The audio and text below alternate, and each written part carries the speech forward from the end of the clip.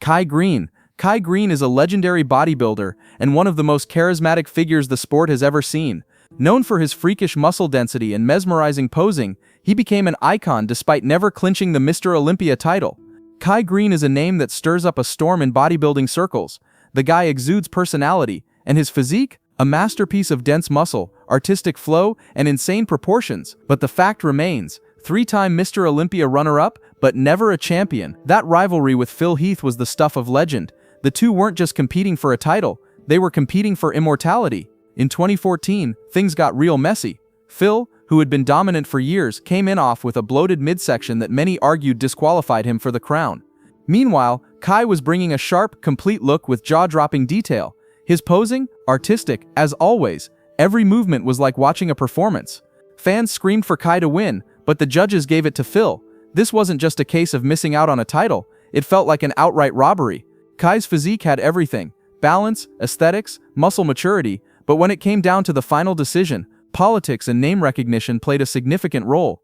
You can't help but feel like the sport missed a defining moment in its history, especially when you look at how close Kai came in 2014, arguably outshining Phil. For those who follow bodybuilding closely, Kai's story remains a bittersweet reminder that even the most jaw-dropping physiques might not always get the reward they deserve. If there's ever a comeback from him, you better believe the crowd will be there, just waiting for a moment that should have been his long ago.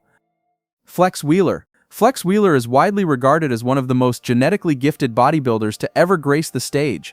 With his near-perfect proportions, razor-sharp conditioning, and an unmatched ability to pose, he is often considered one of the greatest uncrowned champions in bodybuilding history.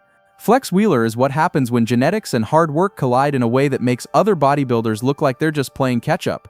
That symmetry, those lines, he looked like a living sculpture, which is exactly why he became a fan favorite and a true contender for the Mr. Olympia title. Flex's prime years were in the early 90s, and in 1993, he went head-to-head with Dorian Yates. Yates, the reigning champ, was a mass monster, packing on size in a way that would later define a new era in bodybuilding. But Flex wasn't about sheer size. His strength was in his aesthetics, his sharpness, and his ability to show off every muscle as if it were a work of art. The 1993 Olympia, which many regard as one of the greatest in history, became a battle of two different philosophies: mass versus symmetry. Ultimately, the judges favored Dorian's size and conditioning, leaving Flex as the runner-up, but many still argue that Flex had the more aesthetically pleasing physique that year. He would go on to place second again in 1998 and 1999, but by then the sport had become even more dominated by mass monsters.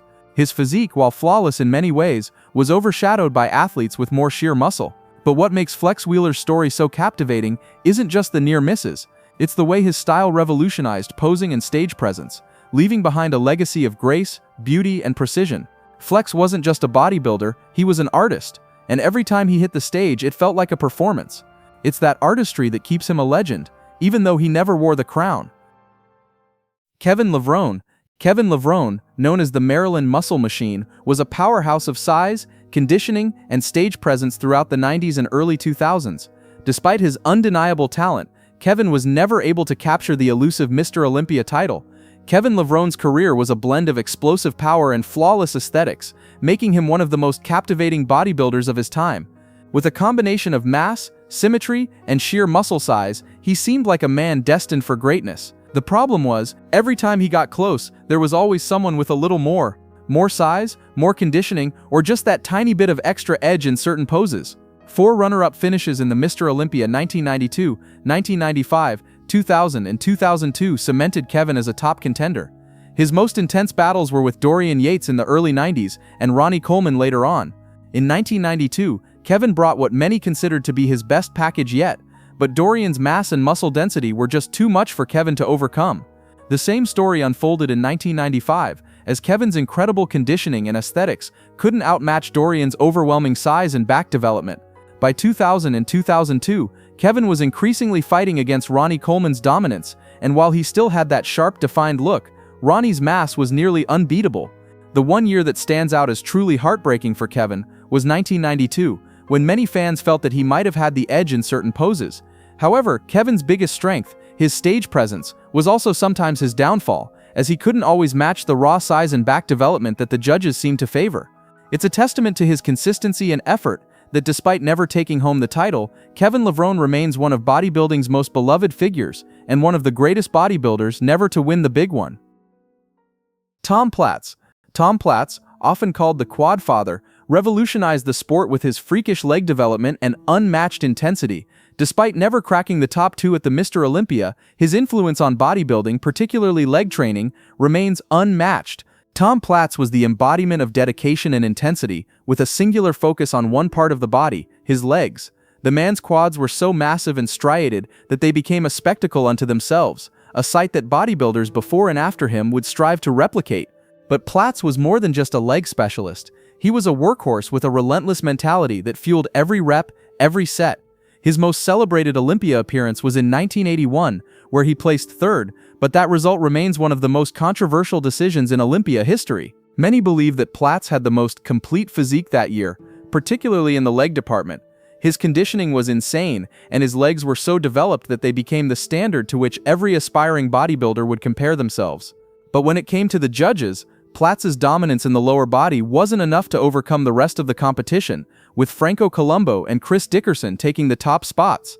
Some say the judges couldn't appreciate the dominance of his legs, feeling that the imbalance with his upper body ultimately hurt his overall symmetry.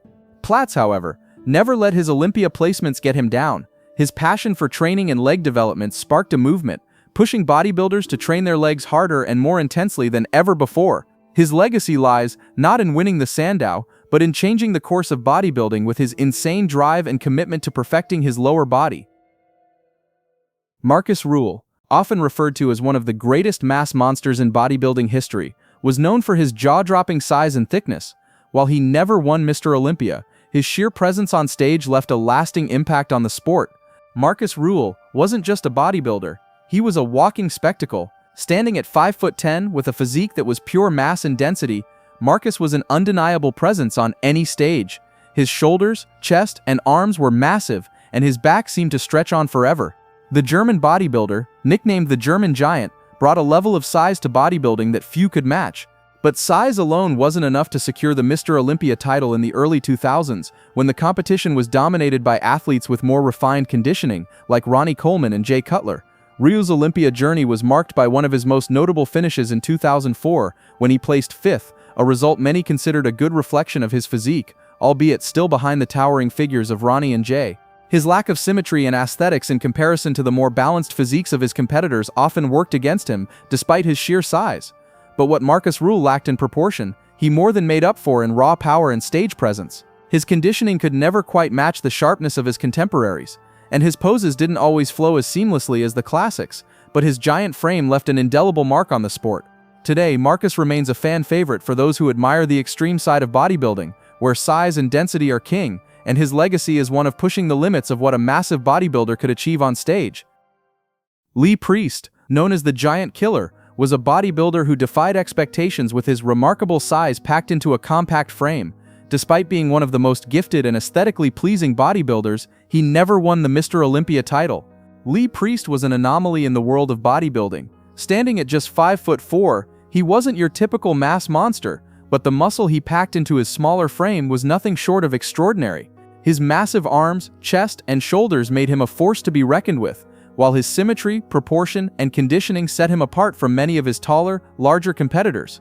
Lee's most notable performances came in the 90s and early 2000s, where he competed at the Mr. Olympia stage and pushed the limits of what a smaller bodybuilder could achieve. His most notable achievements included a win at the 1997 Arnold Classic and numerous top finishes in pro competitions, but his Olympia results were always just a bit short of the top spot. Lee was a constant threat, with an aesthetic physique that rivaled the best, but the judges often favored the bigger competitors, especially during the era of mass monsters like Ronnie Coleman and Dorian Yates. While he never secured the title, Lee Priest became a fan favorite for his ability to challenge the traditional norms of bodybuilding, showing that size wasn't everything. He was known for his entertaining stage presence, his brutal intensity in the gym, and his bold personality. Even today, Lee Priest's legacy continues to inspire bodybuilders who appreciate symmetry, conditioning, and the dedication required to excel despite not fitting the traditional size mold of Mr. Olympia winners. Lee Priest's legacy continues to inspire, but the story doesn't end here. In the next part, we'll dive into even more legends who left their mark on bodybuilding. Stay tuned.